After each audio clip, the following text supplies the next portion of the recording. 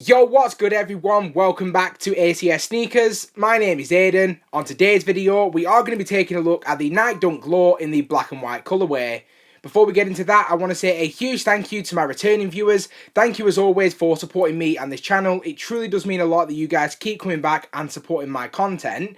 And to any new viewers, welcome to the channel. We do release brand new sneaker content just like this each and every week. So do make sure to smash that subscribe button, hit that bell notification so you never miss a video. And without any further ado, let's go ahead and get into the intro.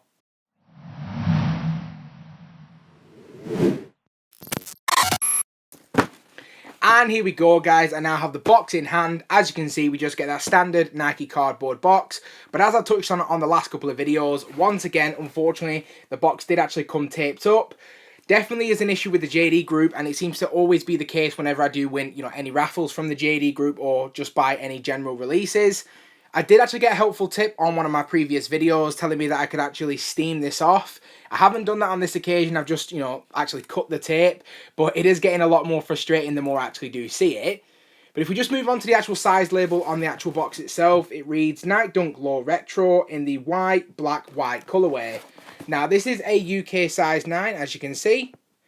And if we now just go ahead and get straight into the shoe. And here we go guys, I now have the shoe in hand, but as you can tell from the title of this video, I wanted to ask you guys a question just about what the future is for the Dunk lineup as well as SBs. Now, in my personal opinion, you can definitely say that the hype surrounding the SB and Dunk lineup is a lot less than what it was in 2020. And as we go through the more and more releases that we are getting, the hype seems to be a lot less each and every time. Now, the colourway that we are taking a look at today is actually part of a retro lineup, so we are going to start to see a lot more retro colourways throughout this year. But with that said, to me, this very much is becoming the new Air Force 1 or even the next Yeezy 350, where they're oversaturating the market with different colourways, and effectively what that's doing is it's putting a lot of people off. It's making it a lot easier to actually cop the shoe. So in some ways, you could see it as a double-edged sword. So if you're a reseller, you're probably not too happy about the fact that resale price on things like this is a lot lower than what it was in early 2020. However, if you are a collector, I'm sure you guys are a lot happier about the fact that the shoe is more readily available. There's more options for you to actually be able to buy the shoe in terms of the resale market's a lot lower. A lot less people are going for the shoes as far as I've been able to see. I've been able to cop this one and it wasn't even too difficult, just in my personal experience. I've been getting a lot of messages on Instagram just in terms of what my personal opinion is in terms of the resale price on this and whether or not it will go up, go down. I do want to clarify, anybody that is watching this video, I would like you to know that I'm by no means a reseller. I do resell shoes from time to time, and this is a pair that I have already resold, but I'm by no means a reseller. I don't really do too much investigation into it. I just see what the market value is at the time that I'm selling the shoe and sell it for the approximate value. There's a lot more qualified people out there on YouTube as well who can give you a lot more information and a lot more detailed information at that to actually tell you whether or not this is a good investment. But I would also like to say that just in my personal opinion, I don't think that this is a shoe that's going to be a good investment for you. Now, this is completely my own opinion.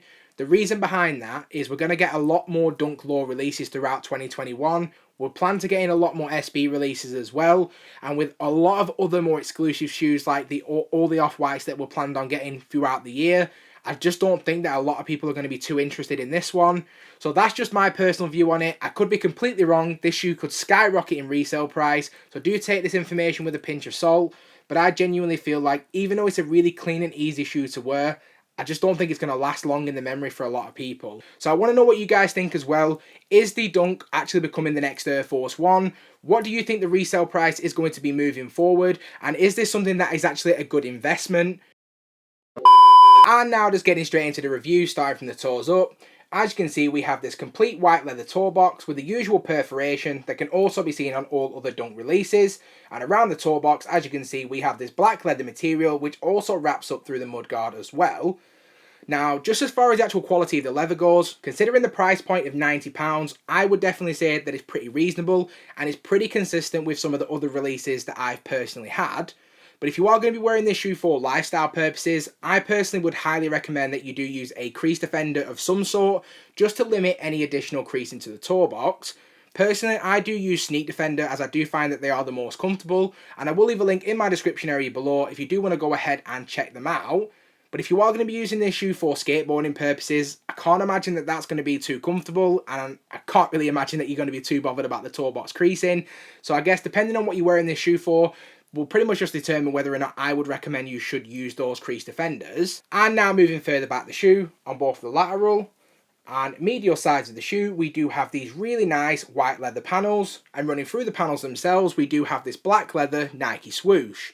If we then move further back, we do have this black leather overlay, which can also be seen on the eyelets as well. Just as far as the colour blocking is concerned, it's really nice, it's really clean, and this is a shoe that you can definitely wear with pretty much anything. This is definitely a shoe that you don't have to put any thought into. This is going to look fantastic with any outfit that you put on, and I just think that overall it's pretty clean, really classic, and I personally am a really big fan of this colourway. I'm also really pleased with the overall QC. What I would say is I've seen some really iffy QC issues with this particular release on Facebook. It looks like a lot of people are getting a lot of inconsistencies with, either glue stains. I saw that there was actually some stitching issues on a certain pair. So I think depending on which shoe you get, it's almost like a virtual lottery. So I'm very fortunate in the aspect that my shoe, as far as I can see, has no QC faults. But given how wide this release actually has been, it looks like there is quite a few issues out there on the market. So definitely do bear that in mind if you are looking to pick this up on the resale market. You definitely should be looking at the shoe in a lot more detail because QC could be a massive issue with this release. And now moving down to the midsole, as you can see, we have this primarily white foam midsole. And then switching to the outsole on the shoe, we have a primarily black rubber outsole. And now moving back up the shoe, as you can see, we have a complete set of flat black laces, and the laces themselves do sit atop a primarily white nylon tongue. In the centre of the tongue, we do have this really nice black patch with the white Nike branding. Now, the tongue itself isn't as padded as what you can expect to get on, say, an SB release, but it's decent enough in my opinion. It's just pretty consistent with what you might have already had on previous Dunk releases. And then continuing further back, around the ankle collar, you can see that we have this white leather material, very similar to what we saw on the midfoot panels. And then going inside the shoe itself, we do have this primarily black sock liner. Very well padded, really soft underhand.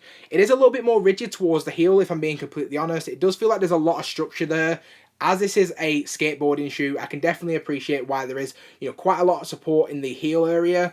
But in my personal opinion and in my personal experience, it's pretty comfortable, but it is pretty noticeable as well that it is pretty stiff. So it is just something that you should bear in mind. And now taking a look at the insole of the shoe, as you can see, we have this primarily white insole with the black Nike branding. And just to quickly touch on sizing, personally, this isn't a pair that I'm actually going to be keeping in my collection. However, from past experiences with other Dunk lows, I have always found that going true to size is the best reflection on me personally.